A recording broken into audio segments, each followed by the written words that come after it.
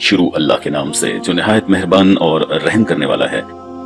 پھر جن لوگوں نے تکلیفیں اٹھانے کے بعد ترک وطن کیا، پھر جہاد کیے اور ثابت قدم رہے، تمہارا پروردگار ان کو بے شک ان آزمائشوں کے بعد بخشنے والا اور ان پر رحمت کرنے والا ہے۔ جس دن ہر متنفس اپنی طرف سے جھگڑا کرنے آئے گا اور ہر شخص کو اس کے اعمال کا پورا پورا بدلہ دیا جائے گا اور کسی کا نقصان نہیں کیا جائے گا۔ اور اللہ ایک بستی کی مثال بیان فرماتا ہے کہ ہر طرح امن چین سے بستی تھی، ہر طرف سے رزق بافراغت چلا آتا تھا، مگر ان لوگوں نے اللہ کی نعمتوں کی ناشکری کی تو اللہ نے ان کے اعمال کے سبب ان کو بھوک اور خوف کا لباس پہنا کر ناشکری کا مزہ چکھا دیا۔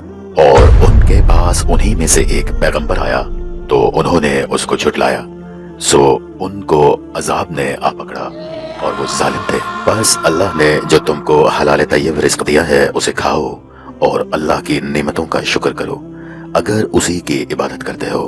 اس نے تم پر مردار اور لہو اور سور کا گوشت حرام کر دیا ہے، اور جس چیز پر اللہ کے سوا کسی اور کا نام پکارا جائے اس کو بھی۔ ہاں اگر کوئی مجبور ہو جائے تو بشرطے گناہ کرنے والا نہ ہو اور نہ حد سے نکلنے والا ہو تو اللہ بخشنے والا مہربان ہے۔ اور یوں ہی جھوٹ تمہاری زبان پر آ جائے مت کہہ دیا کرو کہ یہ حلال ہے اور یہ حرام ہے کہ اللہ پر جھوٹ بہتان باندھنے لگو۔ بے شک جو لوگ اللہ پر جھوٹ بہتان باندھتے ہیں ان کا بھلا نہیں ہوگا۔ جھوٹ کا فائدہ تو تھوڑا سا ہے مگر اس کے بدلے ان کو عذاب علیم بہت ہوگا۔ اور جو چیزیں ہم تم کو پہلے بیان کر چکے ہیں وہ ہم نے یہودیوں پر حرام کر دی تھیں، اور ہم نے ان پر کچھ ظلم نہیں کیا بلکہ وہی اپنے آپ پر ظلم کیا کرتے تھے۔ پھر جن لوگوں نے نادانی سے برا کام کیا پھر اس کے بعد توبہ کی اور نیکوکار ہو گئے تو تمہارا پروردگار ان کو توبہ کرنے اور نیکوکار ہو جانے کے بعد ان کو بخشنے والا اور ان پر رحم کرنے والا ہے۔ بے شک ابراہیم لوگوں کے امام اور اللہ کے فرما بردار تھے، جو ایک طرف کے ہو رہے تھے اور مشرکوں میں سے نہ تھے، اس کی نعمتوں کے شکر گزار تھے۔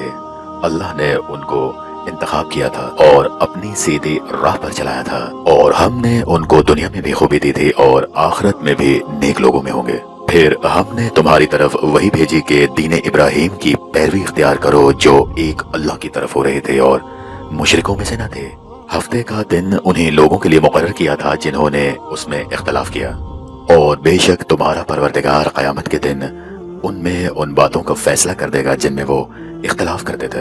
اے پیغمبر، لوگوں کو دانش اور نیک نصیحت سے اپنے پروردگار کے راستے کی طرف بلاؤ اور بہت ہی اچھے طریقے سے ان سے مناظرہ کرو۔ جو اس کے راستے سے بھٹک گیا تمہارا پروردگار اسے بھی خوب جانتا ہے، اور جو راستے پر چلنے والے ہیں ان سے بھی خوب واقف ہے۔ اور اگر تم ان کو تکلیف دینی چاہو تو اتنی ہی دو جتنی تکلیف تم کو ان سے پہنچے، اور اگر صبر کرو تو وہ صبر کرنے والوں کے لیے بہت اچھا ہے۔ اور صبر ہی کرو اور تمہارا صبر بھی اللہ ہی کی مدد سے ہے، اور ان کے بارے میں غم نہ کرو۔